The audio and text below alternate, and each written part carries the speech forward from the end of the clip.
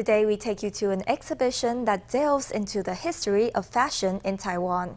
The exhibition showcases over 100 pieces of apparel from the days of the Japanese occupation that ended in 1945 and all the way until the 1960s. FTV reporter Stephany Yang shows us what Taiwan's 20th century fashionistas really look like. Before the 20th century, people in Taiwan wore traditional Qing Dynasty garb. When Japanese colonizers occupied Taiwan in 1895, they banned men from wearing queues and women from binding their feet. Later on, Taiwanese women in the colonial era wore shirts with a skirt or pair of trousers, while wealthy women's clothes were embroidered. When Japan ruled Taiwan, it had its own policies. Japanese colonial rulers emphasized that Taiwanese could gradually switch to wearing different types of clothing. They advocated for allowing Taiwanese to cut their hair, as well as for women to stop binding their feet. During the Japanese colonial rule of Taiwan, they hoped these habits would be eradicated. When the Qing Dynasty was in power, everyone wore hand-style clothes. But when Japan took over Taiwan, they didn't force people to change their clothing habits abruptly. They still allowed ordinary people to have a lot of choices. So in the exhibition, you can see bridal clothes, robes, and long gowns. You can choose from a selection of kimonos and take photos in this 1930s-inspired photo booth. Several interactive works are also on display. You can choose qipaos and changsans and snap photos in this 1930s-inspired photo booth. Inside the room, there is an antique camera and radio, giving people the sense they are traveling back in time. Powered by a hand crank and a presser foot, you can also try this antique sewing machine at the exhibition.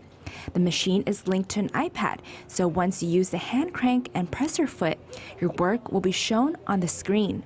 During World War II, many people made their own clothes. Some worked as home tailors to supplement their income.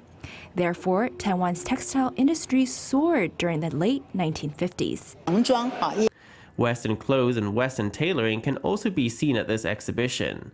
During the post-war economic recovery period, everyone went through a difficult time. A sewing machine supported a family and a whole generation. The sewing machine was significant because it meant that women could use it and then give new life to clothes they didn't want by recutting them or using patchwork techniques. They could use their sewing skills to remake clothes for their children. They could also make beautiful clothes to sell. In this exhibition, you can see clothing made out of flour sacks. This exhibition, Changing Washa, is organized by Taipei City Archives. It showcases the changes in Taiwanese fashion from the Japanese occupation to the post-war period in the 1960s. There are over 100 pieces of cultural relics, including embroidered bridal dresses, embroidered cardigans, qipaos and Chinese lotus shoes, robes, tuxedos, school uniforms, and Japanese military uniforms. The hope is that visitors can learn about the transformation of fashion in Taiwan. In the 1960s, due to economic growth, homemade clothes fell out of vogue. Beauty pageants and television became commonplace, which spurred the trend of miniskirts.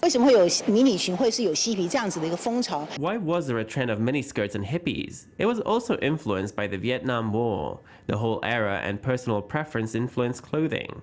Our exhibition this time spans from the late years of the Qing Dynasty, especially the Japanese period from 1895 until the end of World War II, and Taiwan's economic recovery in the 1950s and 1960s. The exhibition will be held in Taipei's Nishihonganji Relics Building till October 15th. FTV reporter Stephany Yang and Tan Junhao in Taipei.